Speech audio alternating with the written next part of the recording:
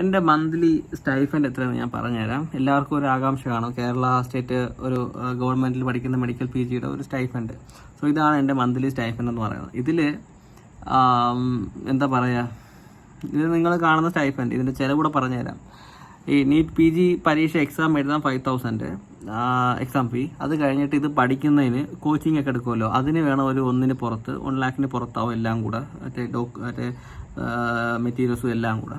അത് കഴിഞ്ഞിട്ട് PG admission first year ഞാൻ ഇവിടെ കേരളത്തിൽ കൊടുത്തത് 87,000 ആണ്.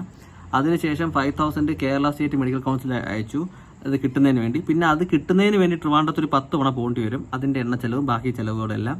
പിന്നെ അത് കഴിഞ്ഞിട്ട് ഇവിടെ തീസിന് വയ്ക്കാൻ 1000 രൂപ, പിന്നെ PGയുടെ മറ്റേ പഠിക്കുന്നതിന് ബുക്കിന് 2,000 രൂപ, അങ്ങനെ ഭയങ്കര ചിലവാണ്. പക്ഷേ നമ്മൾ നോർത്ത് ഇന്ത്യയോട്ട് പോയിട്ട് കഴിഞ്ഞാൽ അവിടുത്തെ സ്റ്റൈഫൻഡ് വളരെ കൂടുതലും ഫീസ് വളരെ കുറവുമാണ്. അതുകൊണ്ട് ജീവിക്കാൻ കുറച്ചുകൂടെ എളുപ്പമാണ്.